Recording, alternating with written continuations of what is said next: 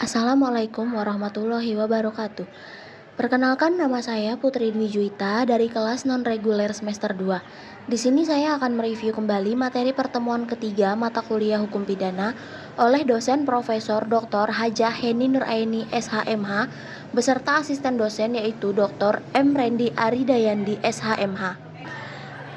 Tindak pidana atau strafbarfeit atau delik. Tindak pidana sebagai suatu tindakan pada tempat, waktu, dan keadaan tertentu yang dilarang atau melanggar keharusan dan diancam dengan pidana oleh undang-undang serta bersifat melawan hukum dan mengandung unsur kesalahan yang dilakukan oleh seseorang yang mampu bertanggung jawab. Lebih banyak digunakan istilah tindak pidana dibanding perbuatan pidana, peristiwa pidana, pelanggaran pidana, dan sebagainya. Mengapa demikian? Pertama, dari segi sosio-juridis, hampir semua perundang-undangan pidana menggunakan istilah tindak pidana. Kedua, semua instansi penegak hukum dan aparat menggunakan istilah tindak pidana. Ketiga, para mahasiswa mengikuti tradisi dan kebiasaan menggunakan istilah tindak pidana dibanding perbuatan pidana. Contoh, 1.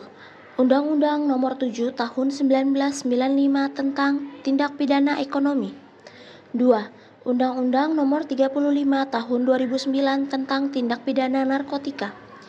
3. Undang-Undang Nomor 20 Tahun 2001 tentang Tindak Pidana Korupsi. Dilihat dari isinya terdiri dari: pertama, perbuatan pidana atau criminal act. Kedua, pertanggungjawaban pidana atau criminal responsibility atau criminal liability. Terdapat pandangan yang memisahkan pengertian antara perbuatan pidana dan pertanggungjawaban pidana yang disebut dualistis, dan pandangan yang menyatukan pengertian pidana dan pertanggungjawaban pidana yaitu monistis. Pada akhirnya, baik dualistis maupun monistis mempunyai tujuan yang sama, yaitu pidana. Monistis yang berarti menyatukan dan dualistis yang berarti terdapat pandangan yang berbeda. Unsur-unsur tindak pidana: objektif atau di luar diri pelaku, perbuatan atau kelakuan, dan subjektif atau terdapat dalam diri pelaku, yaitu kesengajaan. Pasal 362 KUHP, barang siapa mengambil barang sesuatu yang seluruhnya atau sebagian kepunyaan orang lain dengan maksud untuk dimiliki secara melawan hukum, diancam karena pencurian dengan pidana penjara antara paling lama 5 tahun atau denda paling banyak Rp60.